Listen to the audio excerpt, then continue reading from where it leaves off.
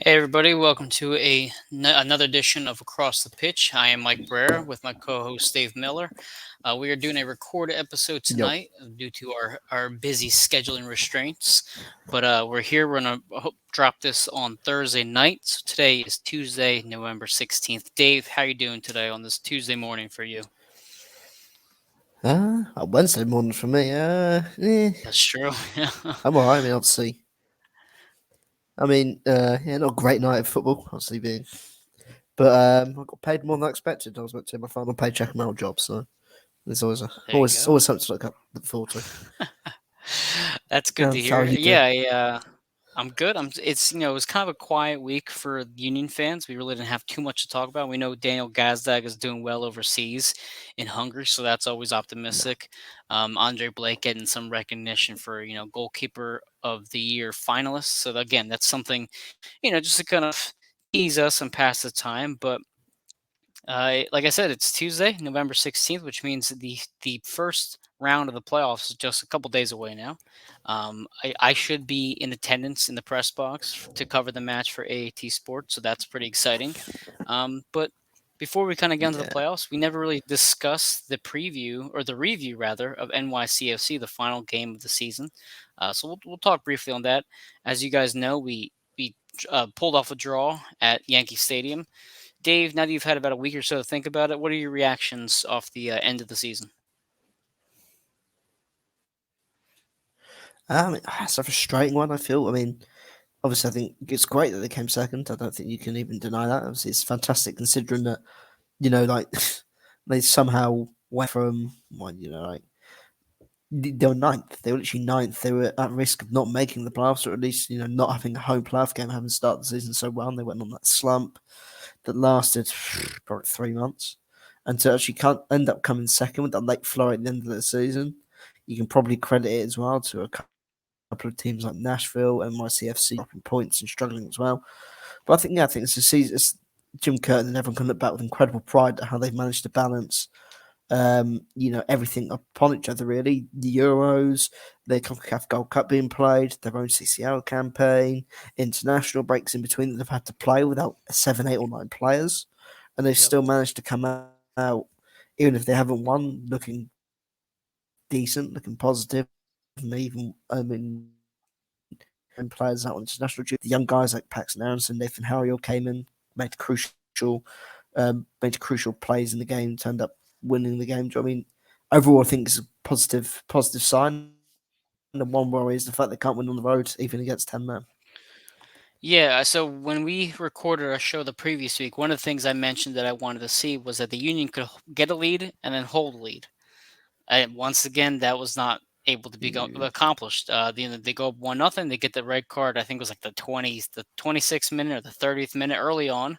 Um, and you felt optimistic. You're like, okay, here we go. We not only do we score up a man, we're leading for a bit, and then unfortunately, we can't keep ourselves in front. Which, again, it's a little bit nerve wracking because unless the New England Revolution lose before we do, we will eventually have to go on the road to play them. So yeah, it's true. frustrating to see why this team is so Jekyll and Hyde between road and at home. But overall, I think Yeah, considering how you finished the CCL, considering where you're placed, you cannot be disappointed to end the year the way you did because they really just turned on the jets and focused in and they were able to accomplish something that many semifinalists in the CCL or teams who have gone far in that tournament have done. So kudos to Jim Curtin, who actually I think in an interview I saw was it today or yesterday yeah. how he's he mentions the prospect of eventually coaching in Europe, which I'm sure was a few years down the road as an opportunity, but you know more about the international game than I do. Do you think Jim Curtin could eventually go on there to international squad, or how do you think he would do overseas? Um,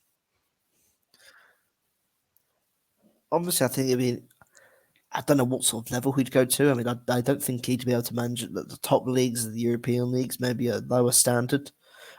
I think again the American game is so different. The responsibilities that managers have, because I mean, obviously In the US, you have GMs who have essentially have full control over transfers and sort of managers that said, "Oh, by the way, we're getting this guy.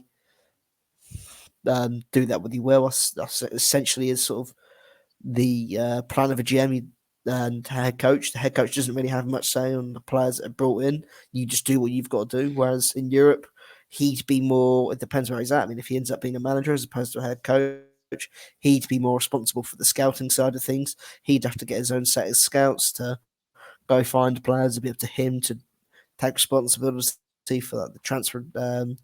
For like the what's it called like for transfers, play transfers to bring players in. So again, I think it would be a massive culture shock for him. It might take him a while to adjust if he did go over there. But I think perhaps over time, with the sort of manager that he is, I think he could do a good job. But I think he'd have to go to a job where the expectations are low. There's no disrespect to Jim, but the culture is such a big, Yeah. wide gap. I mean, you've seen it in the UK. I mean, I don't think you think of any American bosses that have come over into Europe and have done very well Not that I can think of. I would say that my because knowledge of that is limited as is, yeah, but nothing that comes to mind in general. Yeah. because I think Bob Bradley came over to manage Swansea City. I don't think he won a game. He was sacked after like 9 or 10 games. Swansea were atrocious and ended up relegated that season because of ultimately the form they're in under him. So again, I think it's a big risk taking on a manager or head coach that isn't used to the European style of the game, which again isn't disrespect to Jim, but they're two completely different ball games in that sense with the Yeah. responsibilities, etc. I mean, you have so much if you go over to be a head coach and you have a GM or a director of football that can somewhat take charge of signing players, essentially telling you how he wants things done on the pitch, and yeah, maybe it could work. But I think if he ends up becoming a manager, that's where things are going to be a bit more difficult because again, I can't imagine a US manager will have that great of a knowledge of the European game or the broader aspect of the European game in terms of what sort of leagues you can look at for that bright stars, etc. Yeah, it's like the saying, the grass isn't always greener on the other side type of deal. And a lot of people locally No, talk about Jay Wright from Villanova in this kind of way. They say, hey, Jay Wright's such a great college coach. Why not go to the NBA? Why not coach the Sixers? Why not coach, the Lakers or whoever needs a coach? And the argument is like, it's a different game. It's a different style of recruiting. It's a different style of players, a different style of yeah, mentality. You have the salaries and all that stuff. So it's sometimes you just have to find where you fit in and find where you are a big fish in that big pond. And I think Jim Curtin has becoming that bigger fish in the MLS in terms of coaching. Whether people agree with his yeah, substitutions or the way he manages, he's still, considered one of the better managers in the or better coaches in the MLS. So yeah. it's interesting to kind of think about. And again, it's That's what another. happens before the Yeah, playoffs and the game. It's like that teasing things. They had different things to talk about. yeah. I think again, as you said, obviously, there's different responsibilities, there's different pressures. In the MLS, you can't get relegated. You can't be demoted Yep. down. If he is going to more than likely take over a team that's near the bottom half of for decent European league or a second European league. 'Cause, I mean, that's sort of like I mean, no disrespect to him, he's not at this NYCFC, or he's not a big name player that's become a manager. It's just come over to players trade in the US, like Patrick Vieira did, like Thierry Henry did, and do you know what I mean? So he's not in that. I think sort of for the American coaches, if you unless you coached at like not going to say these big clubs, but these more world renowned clubs like your NYCFCs, your Red Bulls, LAFCs, or you're a big name player like Patrick Vieira, Thierry Henry. I mean, even Phil Neville was. Oh no, Phil Neville's not the biggest name, but Phil Neville's still a big name in the European game. People know of Phil Neville. Okay, he probably got the job because of his relationship with David Beckham, but people still know of Phil Neville. So the American game, I think maybe Jim's reputation in the global game is probably nowhere near as big as it should be, or as it probably is in comparison to these bigger names, or if he was at a bigger club. But I mean, again, I think obviously there's different pressures with Yep. like with relegation and things like that, which would have to be taken into consideration, which would be a first thing. Of course, there's no salary caps, so other teams have got more money to play with. Some leagues that don't actually have a cap on foreign players, so again, the whole scouting thing would change. I think it'd be a difficult transition for Jim to start with. But if he's able to ride the ship, or if he's able to, you know, come to terms with it quickly, I'm sure he'd do a great job. I think it's just if he ever did go to the European game, it's just not taking the biggest jump or the biggest leap that's there for him just to the first biggest jump he can make. Yeah, exactly. But speaking of, I guess, taking jumps and progressing and developing over time, one of the bright spots of the NYCFC match was the goal that we saw when they were up a man. In particular, Leon Flock had a nice assist to Casper after it was crossed into him. Um, Yeah. he does seem to be progressing offensively a bit more. Did you notice anything in particular from him that you that caught your eye in that match? I Um, mean, for one, it was just a great put back to Casper. I mean, I was quite concerned that he got injured Yeah. after ZLM got red carded for the tackling him. I think the way sort of his leg sort of went after the tackle, I was quite concerned. But I think again, he's only 20, 21 years old, so he's still continuing to Yep. grow himself, and it's going to continue to happen week upon week. Sometimes he's going to be very good in some areas, he's not going to be very good in others.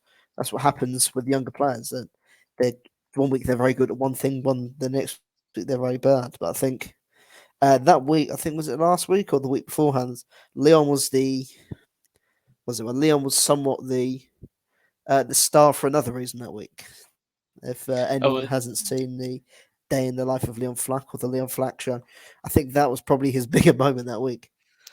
yeah, it's cool because you get to see a little bit into these guys' mannerisms and the way they kind of hang out with their teammates. And you're right, it was about a 3 or 4 minute video of him going around the gym and interacting with the players. And I think they did that with Stuart Finley as well earlier in the season. And again, it was just one of those fun Yeah, things that kind of close out the year and kind of bide the time before the playoffs started. But he's lovable for certain. Absolutely, he's one of the players that you just kind of gravitate to as a fan, yeah, for how hard he plays and his personality. So, like you said, he's like a kid. He's 20, 21 years old. He's has so much growth in front of him. And if Jose does end up getting the boot, which I know a lot of fans yeah, are kind of hoping for, that he gets sent off, Flock is going to fit right into that sixth spot. And beautifully. So that's exciting to watch. nicely, yeah, And yeah, and you have up ahead. You have a tall order for him and the Philadelphia Union. As everybody knows, the Union closed out the year as a second seed. They get the chance to host a playoff game and welcome their rivals, if you want to call them a rival, the New York Red Bulls. Dave, uh, first thoughts when you saw the Red Bulls as our opponent. Well, I mean, I think my first thought about that was the interesting decisions for the kickoff times. It was sort of like when they in the MLS. I don't think I've ever seen a sports league ever, um, you know, announce a kickoff time and then completely change it. Delete everything, completely change it after like officially announcing it. I don't know if it was due to the backlash. I think it was due to start at midday Eastern They had, yeah, time on noon, right? Saturday. Yep. Ultimately, Hmm. clash. Which obviously was far from ideal. But yeah, I think obviously it's not the Union have been bad this year in terms of playing against New York Red Bulls. I think they only played them once on the road, didn't they? If They I played remember them correctly, I think they've on. only played them I'm trying. once on the road and ended in a 1-1 draw. They played them in On September the road anyway. They on the. drew 1-1 against them with 10 men on the road. Hmm. Yeah, and we know the match with Matt Freese, the whole issue with Glessens and Matt Freese there with the penalty there. So I'm happy that they have him at home. I feel much more confident that they're going to be bringing them into the stadium, and Yeah, I think they should handle them well. Um, early on in the season, one of the issues that we saw when they played Red Bull the first time was the set pieces. And yeah. defensively, I think one of the biggest concerns for the Union not only is not being able to hold the lead, but having those mental lapses. And the Rebels are a team who can kind of take advantage of you during those mental lapses, which we've already seen a few times. So if you're looking at a player to watch or a player that you need to step up or play a big game, who are you looking for from the Union side to really control the defensive side of the pitch? Um,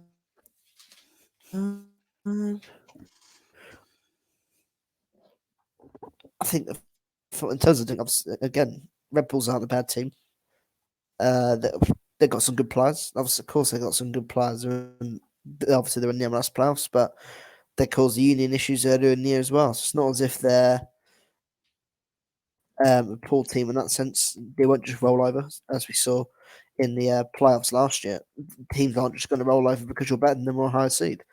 Everyone thought the Union were going to come in and just sweep past the Revolution, and was somewhat looking ahead to the next sort of fixture. That didn't Hmm. happen. Union obviously got outplayed and were sent packing in the first game. So again, it's not. It's going to be a difficult game for the Union. It's going to be a very difficult game for the Union. Do I think the Union can come out on top of it? I think yes. I think they can. Depends who's fit. Does Sergio Santos maybe play? I mean, again, obviously they've got some good players in both sides of the ball in New England. Obviously, players like Caceres and Fabio are going to cause them issues in attack. I don't know if Drew Yearwood would play, the former Reading midfielder, but again, they've got players that people know of him. That I think it's Klimala. Klimala again. He's obviously he's a decent striker at this level of the game. He scored against the Union in the Matt Freeze red card game. So Hmm. again, I think that they're going to need both the centre backs to lead from the back to make sure they can keep a clean sheet, they can keep it tight. But I mean, look, Union are 5 unbeaten against the Red Bulls. They've drawn the last two games 1-1, but Yep. Union just need to keep their head switched on. And as I said, just don't think this is going to be a cakewalk because they've got a home game. I agree. No, I absolutely agree. So the first game, like you mentioned, was the Freeze red card game. So the way they drew that game was there was a Red Bull injury, a brief Red Bull player on the ground. Bedoya reacts quickly. Mbaizo sends a perfect ball to Sergio, and he puts it in. They tie the game late. And then if you fast forward to the September match, Santos actually scored again in the 17th minute. But then Fernandez scores a goal in the 37th minute, which again was kind of one of those pieces that we've already seen multiple times with them not being able to hold the lead on the road. Yeah, Um, but in terms of what you mentioned with Sergio and what we've seen from Gazdag recently, I don't see Sergio starting this match. Of course, I think Casper starts, and I think you're going to see that 4-3-2-1 formation again.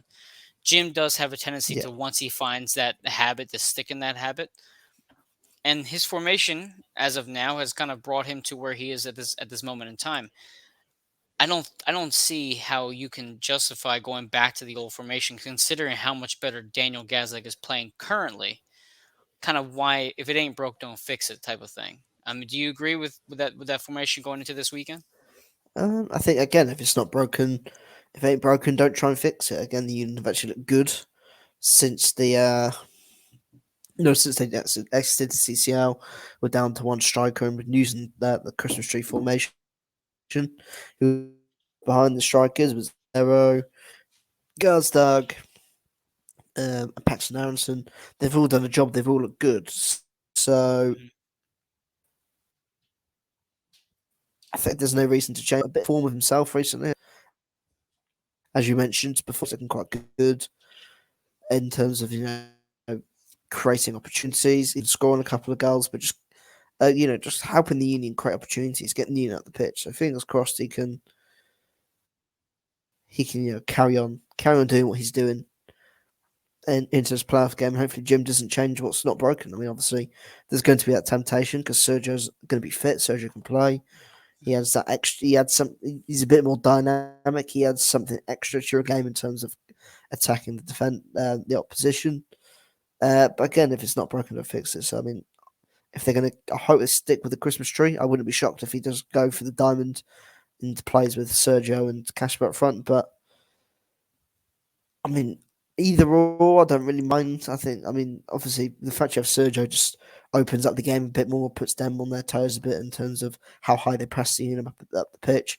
Are they more intent on pushing the defenders higher up the pitch as opposed to if they were just marking Casper? So, I mean, there's going to be Yeah. different tactical sort of aspects to both, which obviously work in the Union's favour. It's just a matter both obviously have their pros and cons. Obviously, Hmm. with the Christmas tree, the Union lack a bit of pace and attack, and obviously, when the game is 0-0 and it's a lot more wide and more open, it's going to be a bit more difficult to move up the pitch higher, harder, and quicker, finding and picking apart his gaps. Whereas opposed if you have Sergio, he can run into the holes, into the spaces, stretch the defence, and create gaps for other players to move into. And again, they look again having the Christmas tree. You have more players back to defend. You have more creative players in the pitch to create opportunities, as we've seen in the Right. more recent games. So either or, I mean, obviously, I've gone to a bit of a ramble here as opposed to how you can line up. But I think, as you said, obviously, I don't think anyone could be as long as Gazdag's on the pitch and he's contributing. I don't think it doesn't matter too much in terms of the formation. Yeah, I think. I mean, considering the health of the roster so far with the forwards, you kind of fell into the 4-3-2-1 out of necessity because you had Casper essentially as the only healthy forward that Jim trusted because Davo clearly is not ever going to see the field as this season's winding down. No, I'd be shocked if he got playoff minutes no, at this point. So they fall into this formation out of necessity. But you do have to remember that Sergio did score in his two matches against the Red Bull. And as you've alluded to already, yeah, this team is most dangerous when Sergio is on the field being able to stretch the being able to stretch the field for players like Lit or or Kai Wagner to kind of push the ball up to him and allow him to chase and then create offense that way. So it's one of those things where if yeah, he does go to back to the old formation and they lose, how much pressure is it on Jim to then say like I had a good thing going, I went back to my old ways, we lost because of that change. At the on the other side, you could say, well, you have Sergio Santos available easily with your best forward of the field when healthy. How can you not go back to the way it used to be with him? So it's almost a double-edged sword for Jim if they do not pull off this W based off whatever formation he chooses. But yeah, I want to see Sergio on the field for at least 30 minutes. And if that means, starting out at 4-3-2-1 and then transition to the diamond with two up top, fine. I just don't want to see him on the field for only 10 minutes. I want to see more minutes out of him. I want to see what he can do and get no, himself back into form because he does have to get himself back into form and get back into the swing of things before the next round of the playoffs. So yeah, that's what I'm hoping from Jim. I expect to see Paxson again for another 20 minutes. I expect to see McGlynn again. I would say probably he uses those three subs. I don't see him using anybody else after that. Maybe Fontana at the end, maybe Bueno if Bedoya needs a break. But I think at this point you expect yeah. those five players to be your bench players. You have Paxson, Jack, um, Bueno as a last minute sub, Quinn Sullivan maybe, Fontana maybe, um, and then like I said, Sergio coming off the bench. I Sergio, assume that's what yeah. he's going to do. So there's a lot of what ifs going into this. But Uh, Go ahead, go I ahead. think again, though, as you highlighted, obviously you don't want to. So you don't want to see him not be on the pitch for like 10 minutes. But I guess it's all sort of scenario driven. Really. I mean, if the Union are not gonna say they are, but if the Union are 3 up with 15, 20 minutes to go, do you feel inclined to perhaps risk a player that has a big injury issues of picking up silly little knocks? Oh, silly knocks, but like slight knocks and frustrating issues. You rather perhaps you're 2 up, 3 up, you're going through. Do you take Casper off and say, fine, we'll give Corey 15 minutes, we can bring Patson, we can bring Quinn on, we can even give Fontana a run out.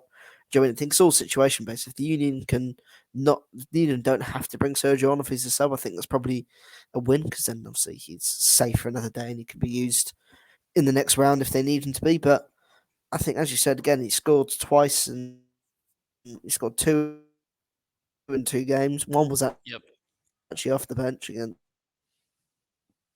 his best game of the Union shirt was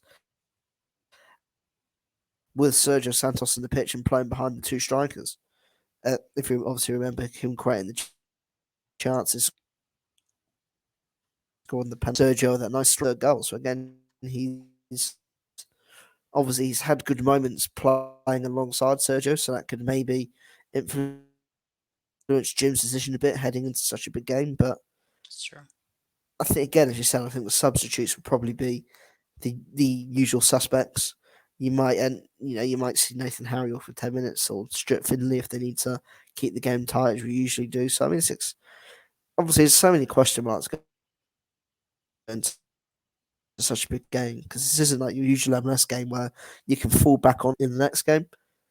Uh, Mhm. I mean, it's a go at home and go home sort of thing. So do you treat it as a screw it? We have to just risk whoever we got to risk, or I mean, it's tough to say. I think it does come situational, as you mentioned. If you're up 2-0, do you put Sergio in to risk him, considering his quad issues that we've seen of late? I would say no. I think you go defensive, just close it out, and keep him healthy.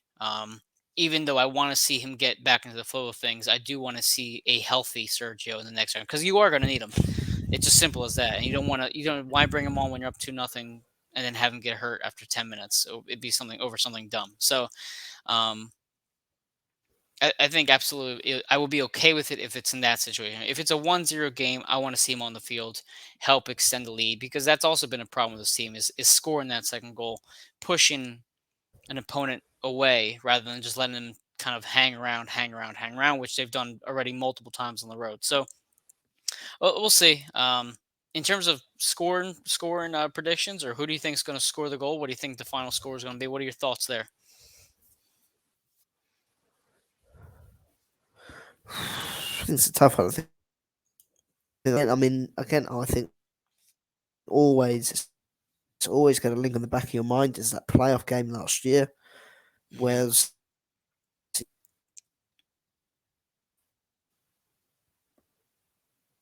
yeah, the playoff game was early this year, wasn't it? And the season ended in 2021. So again, as I was saying, like you've obviously got to look back to heavy favourites to win that playoff game, with some fans back at Subaru, and they got outplayed for 90 minutes against a team that just wanted it more. And that Right. sort of, I think that game after the Union somewhat dominated the Eastern Conference last year, you could probably argue that was the game where the flip sort of switched for the Revs, and they somewhat were shield. Again, as you said, it's going to be a difficult game. I don't think the Union are going to blow it out, which obviously we don't. We're not going to say it's going to happen. I think it's not going to be one of those, long. No, it's not going to be one of those batterings where on top for minute one for minute 90. Because I don't think the Red Bulls are allowed to happen. So I'm going to go 2-1 to the Union. 2-1 Union sounds good. Right now, the FanDuel Sportsbook has it as plus 105 Philly, plus 240 for the Red Bulls. So, of course, Philly's home favorite. For the goal scorers, anytime goal scorer, Casper Shabilko is at plus 170. Sergio Santos is at plus 280. That's low. And so the two of them are actually the leading players right now on the FanDuel Sportsbook app. Klimala, as you mentioned earlier, plus 280 as well. Quinn Sullivan, plus 320. So if you're looking at value play, let me look right here. Hold on.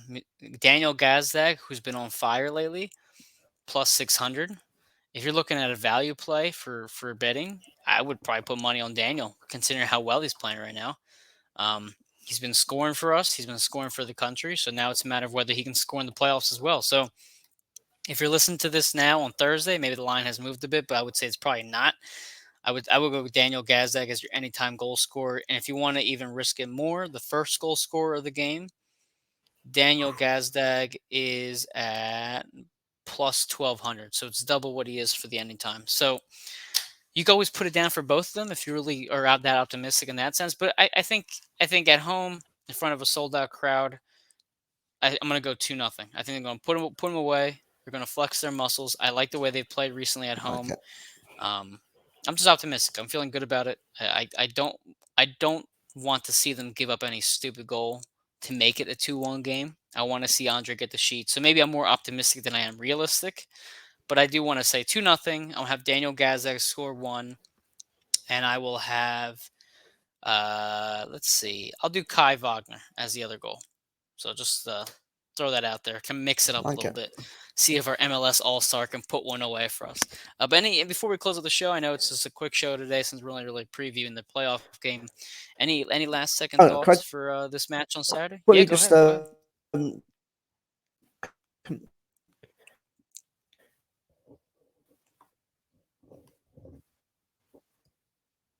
only mentioned Union fan poll for goal of the month, which were Kai's free kick.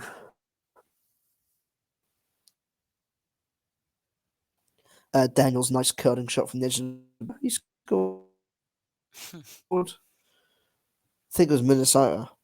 Yeah. Because went with that as opposed to, Garsdale's nice finish, which he obviously did well to find the top corner. Again, as you said, I think obviously for if you've got any UK gamblers, the Union are 21-20, whereas opposed to Red Bulls are 9-4. So I think that's just obviously I think we do our odds differently to you guys. So sometimes it Yeah. confuses me when so like plus 140, you're like, oh crap. Yeah, I don't But know again, the Casper trick. Jaberko's 8-5. Yeah. Ooh. So I was gonna say Corey Burke and Sergio are both 5-2, which I think is plus 350. Yeah. Yeah, I don't always remember how the transitional, like the exchange between the way you guys do things, the way we do. I'm always just used to the plus minus. So sometimes I hear those Yeah. numbers, I'm like, I don't exactly know what that is. I have to be more versed in it considering how much I bet, obviously. But yeah, I know I saw a recent poll. I know Gazleg's, or not Gazleg, Glesnes is getting MLS Goal of the Year recognition right now, which I hope he gets. He's basically had two screamers. You'd hope that one of them, gets him that award. I'm not sure. I don't think he got it for the first one. I can't remember off the top of my head. He might have. No, If anybody hears that, correct no. me if I'm wrong. But yeah, so interesting stuff there. But anything else before we wrap it up, Dave? Yeah. I think that's all good. Obviously, it's a big game this weekend. Fingers crossed the Union can pull off the shock, and go from there. Yep, exactly. All right, we're gonna close up with our Shock. sponsors, and then what was that? Sorry. No, sorry, my audio So was I cutting said, I out. So said pull off a shock. I mean, pull off a comfortable win. yeah, that's true. I want to see. That's what I That's want to what I see. I mean. want a I accidentally comfortable said pull win. off a shock. Mhm. So Yeah, a comfortable win there would be great. no, so So we'll win, close up with win sponsors comfortably. here with with Manscaped. Manscaped is a 20% off plus free shipping with the code AATBirds at manscaped.com. Next, we have OddsJam. OddsJam, you can get the number one software platform for sportsbook bandits with your arbitrage calculator where you can never lose a bet again. Sign up today at oddsjam.com via AAT Birds. Check out Statement Games at statementgames.com for a fun new way to fantasy sports entertainment. Win gift cards and prizes. It's free to sign up at statementgames.com. We have La Terrain Watches, our newest sponsor at LaTerrain.com. Use AAT Birds for 10% off at checkout at LaTerrain.com for some nice, beautiful watches. And then finally, we have the Across the Pit gear and all of our AAT Sports gear at the AATSportsNetwork.com/shop. You can get Barrera's bucket gear, Across the Pitch gear, Burning Bridges, Chips and Dish. Johnny always puts out a different kind of logo and stuff like that for the Eagles stuff. So a lot of cool things there. Please check it out. And then last but not least, follow us, Dave Miller and Mike Barrera on Twitter. Dave GFC Miller for him, and Barrera1323 for myself. Right now, I'm heavy on college basketball. Dave, I know you're still covering the Gills overseas, so a lot to go with us moving forward. But with that said, we're going to close out the show. Dave, hopefully next time we talk is with a playoff victory next week.